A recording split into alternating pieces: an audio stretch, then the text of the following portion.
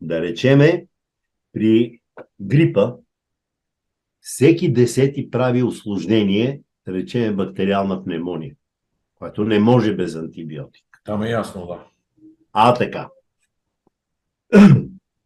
Една кашлица, едно гърло, един нос.